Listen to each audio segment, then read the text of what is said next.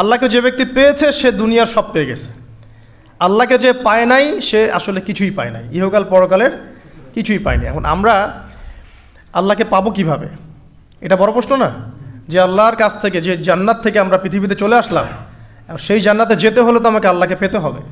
আল্লাহকে পেতে হলে আমার কি কি করণীয়, খুব শর্ট করে আমি কয়েকটা পয়েন্টস আপনাদেরকে শেয়ার করছি। 1 নাম্বার, আল্লাহকে পেতে হলে অবশ্যই তার নবী মুহাম্মদ সাল্লাল্লাহু আলাইহি ওয়াসাল্লামকে অনুসরণ করতে হবে। এছাড়া আল্লাহকে পাওয়ার দ্বিতীয় কোনো পথ নাই। আল্লাহকে পেতে হলে অবশ্যই তার নবী মুহাম্মদ সাল্লাল্লাহু আলাইহি ওয়াসাল্লামের আদর্শগুলো জীবনের প্রতিটা ক্ষেত্রে বাস্তবায়ন করতে হবে।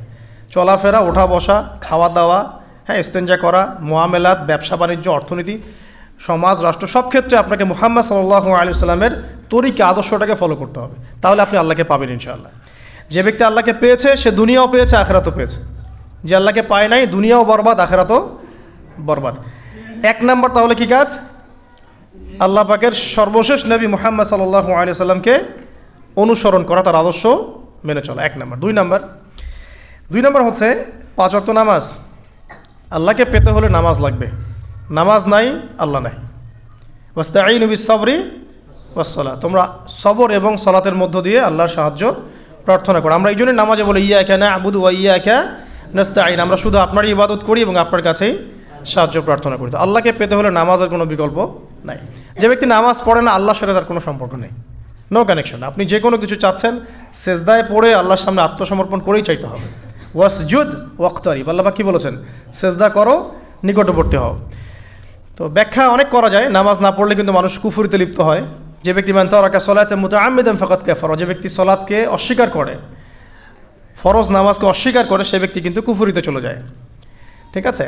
তারপরে বাইনা রাজুলি ওয়া বাইনা শিরকি ওয়াল কুফরি তারকুস সালাহ, একজন মুমিন বান্দা এবং অমুসলিমদের মধ্যে পার্থক্যই নামাজ। নামাজের বিষয়ে অনেক কথা আমি আগেও বলেছি, আপনারা শুনেছেন, অন্য আলেমদের কাছেও শুনেছেন। এক বাক্যে নামাজ না পড়লে ইসলামের রশিটা কেটে যাবে।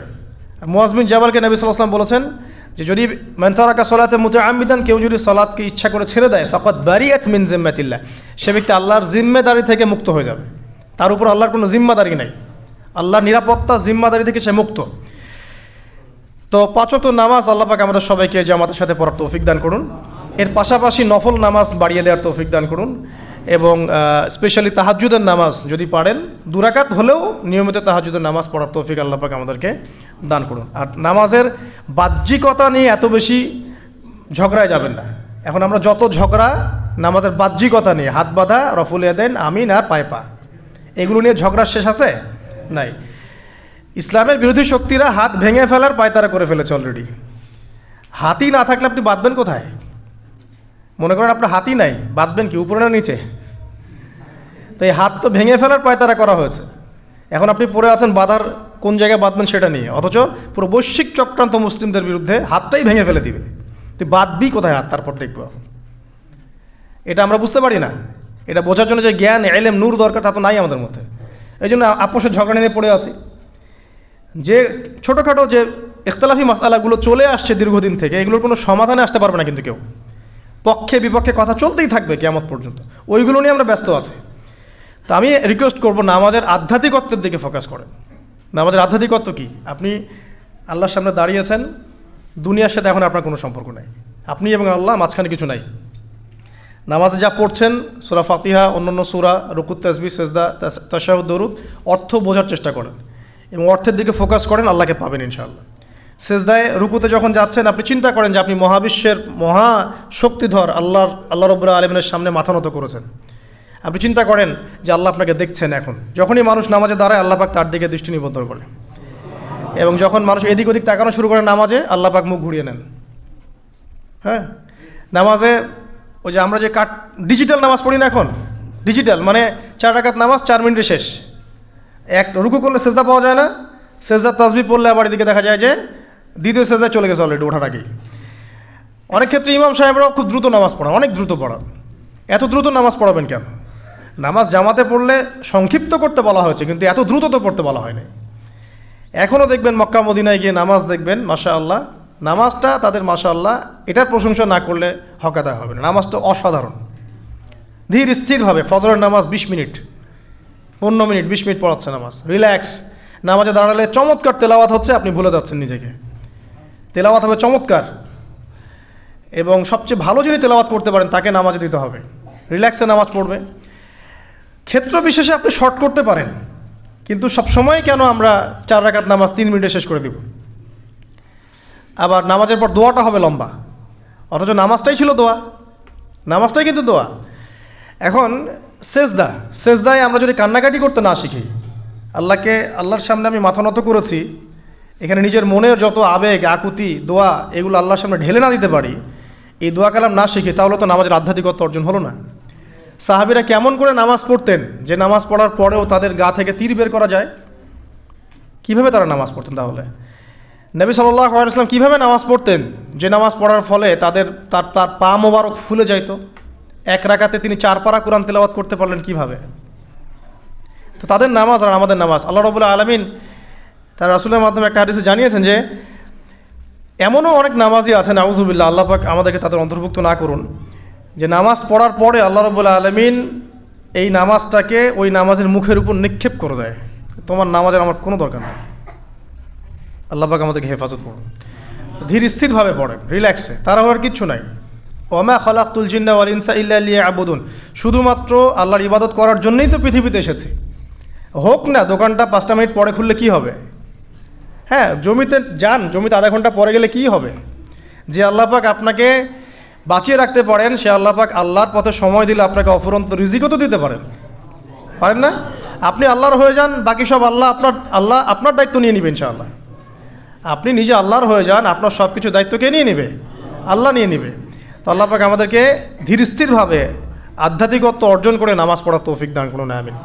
তো দেখুন, আল্লাহকে পাওয়ার সবচেয়ে সেরা মাধ্যম কি? নামাজ। তার আগে বলেছি নবী সাল্লাল্লাহু আলাইহি ওয়াসাল্লামের অনুসরণ। আল্লাহকে পাওয়ার তৃতীয় একটা মাধ্যম বলে দিই আমি, সওম বা রোজা রাখা। অল্প সময় গুটিয়ে নিচ্ছি, সওম বা রোজা রাখা। রোজা কেন আল্লাহকে পাওয়ার মাধ্যম জানেন? কারণ রোজা রাখা অবস্থায় আমরা কিন্তু গোপনে পানাহার করি না, করি? আমরা রোজা রেখেছি, গোপনে কিন্তু পানি খেতে পারি, কেউ দেখবে না। গোসল করছেন, আপনি পানি খেতে পারেন, কেউ দেখবে?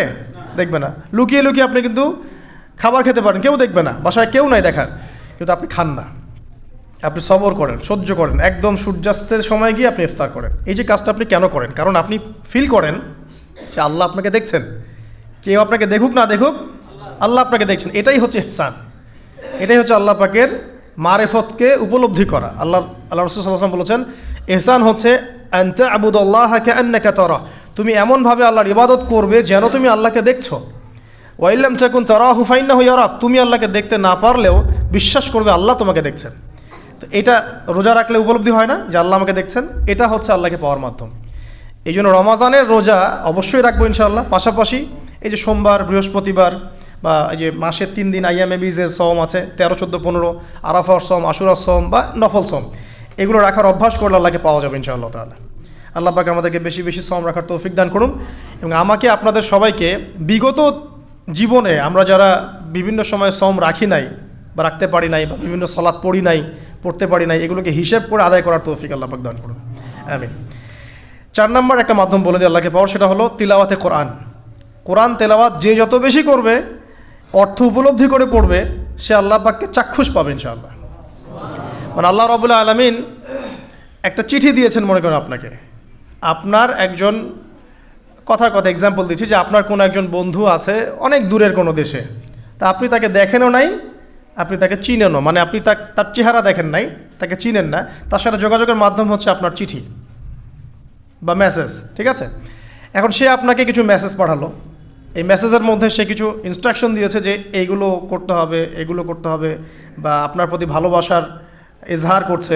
এখন এই মেসেজটা যদি আপনি পড়তে পারেন, তাহলে আপনি আপনার বন্ধুর সাথে একটা কানেকশন তৈরি করলেন না? বুঝতে পারছি না? আচ্ছা, এখন সমস্যা হচ্ছে কি, আমরা ওই মেসেজটা পড়তেই পারি না। আমরা তো কোরআনটা পড়তেই জানি না, তাহলে মেসেজটা পাবো কিভাবে?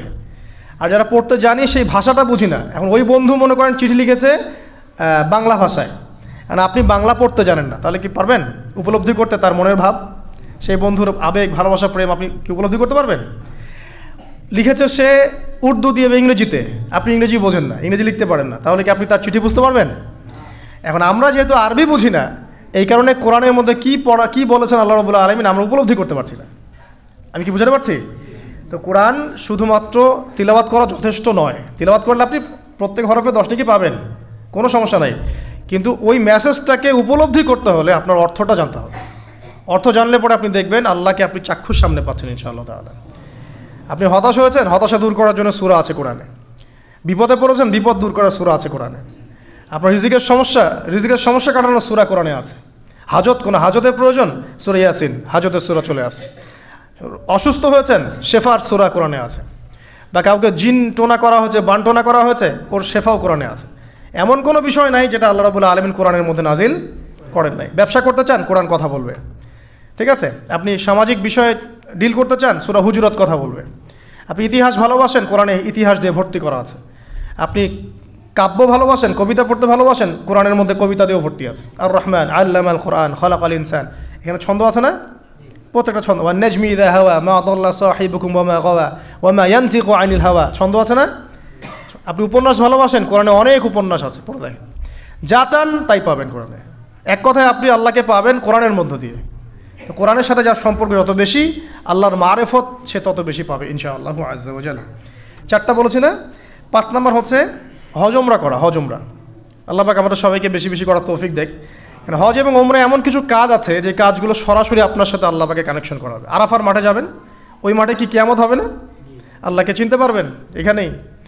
তারপরে যে সাই করেন না, সাফা মারওয়া সাই করে, ওখানে গেলে আপনি বুঝতে পারবেন যে কিভাবে ইসমাইল আলাইহিস সালামকে পানি দেওয়ার জন্য তার মা হাজেরা এখানে দৌড়াদৌড়ি করেছেন। বাইতুল্লাহ দেখবেন, আপনি চিনবেন যে আল্লাহর তাওহীদ কি জিনিস। চোখে দেখার সাথে সাথে আপনার ভিতরে এমন একটা ফিলিংস আসবে যেটা ভাষায় প্রকাশ করা যাবে না। চোখে দেখার সাথে সাথেই এমন একটা ফিলিংস আসবে, আপনাকে আমি এটা ভাষায় প্রকাশ করে বোঝাতে পারবো না।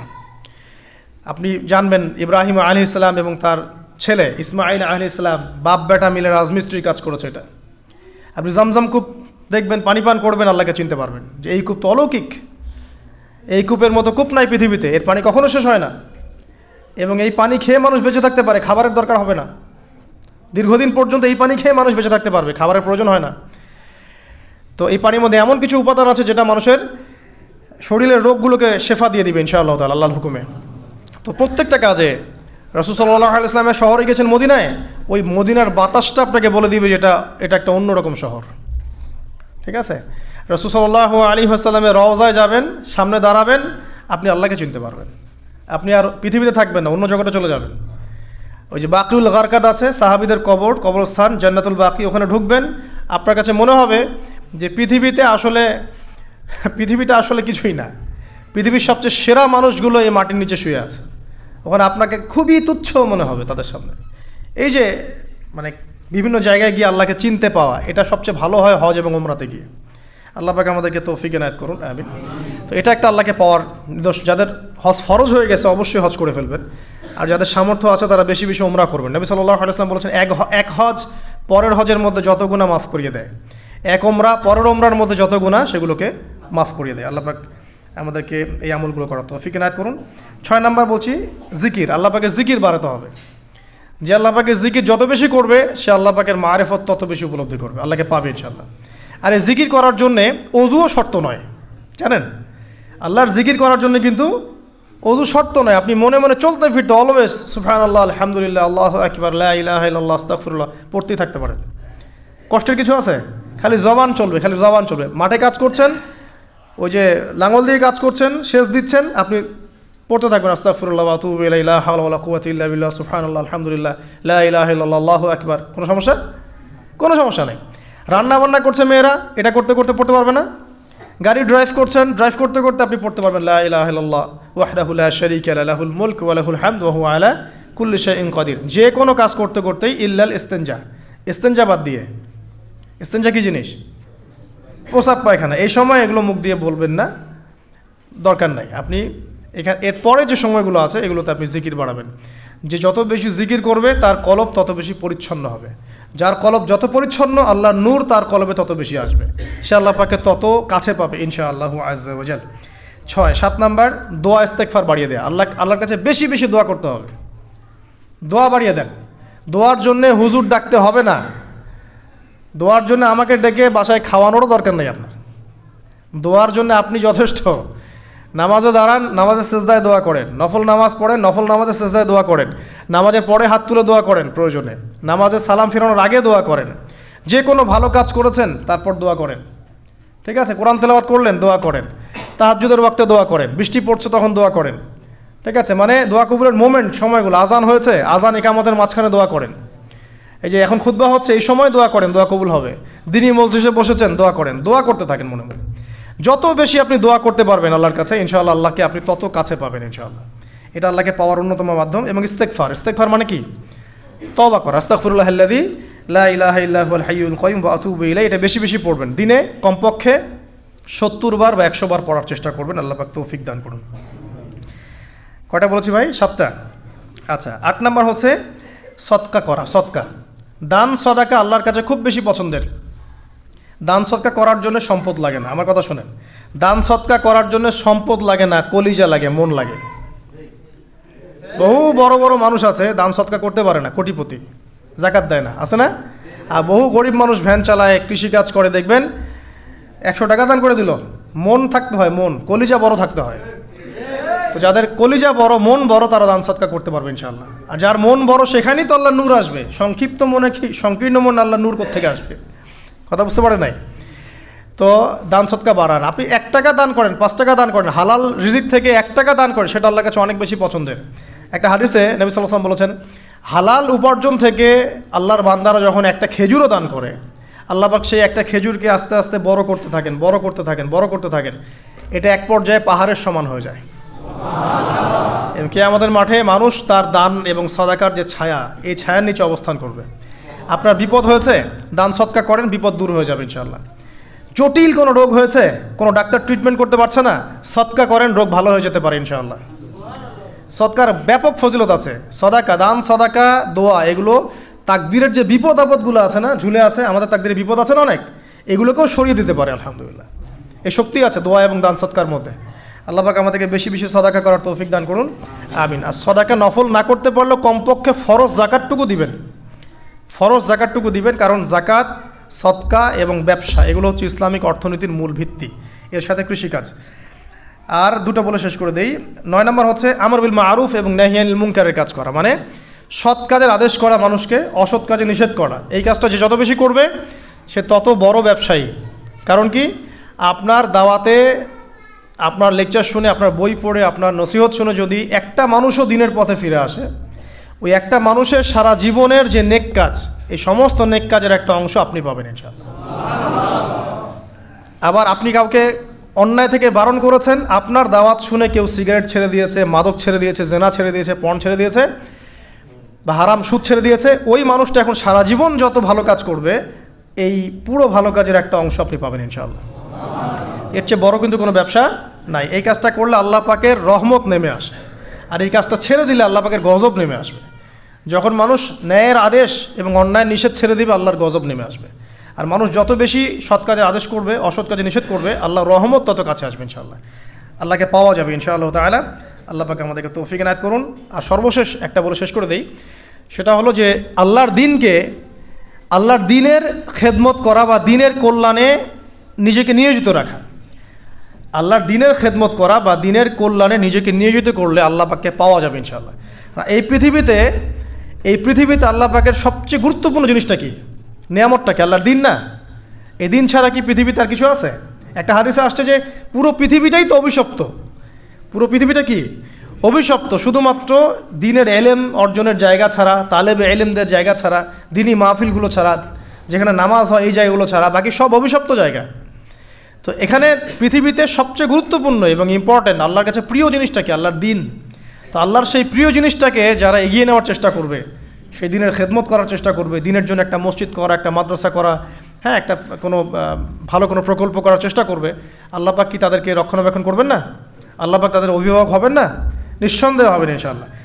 এবং ইনশাআল্লাহ তাআলা তারা পৃথিবীতেও সফল হবে, পরকালেও ইনশাআল্লাহ তাআলা সাফল্যের চাদর তাদেরকে আঁকড়ে ধরবে ইনশাআল্লাহ তাআলা। আল্লাহ রাব্বুল আলামিন আমরা সবাইকে এই দুনিয়াতে আল্লাহকে পাওয়ার তৌফিক দান করুন, এবং যে কাজগুলো করলে পরে আল্লাহকে পাওয়া যায় সেই কাজগুলো বেশি বেশি করে করার তৌফিক আল্লাহ পাক দান করুন, এবং পরকাল আল্লাহ রাব্বুল আলামিন আমাদের গুনাহগুলোকে মাফ করে আল্লাহর রহমতের চাদরে আমাদেরকে আবৃত করে নিন। আল্লাহুম্মা আমিন। আকুলু কওলি হাযা আস্তাগফিরুল্লাহ লি ওয়া লাকুম ওয়া লিসাইরিল মুসলিমিন। বারাকাল্লাহু লানা ওয়া লাকুম বিল আয়াতিল হাকীম। ইন্নাহু তাআলা জাওয়াদুন কারীমুর রাউফুর রহিম।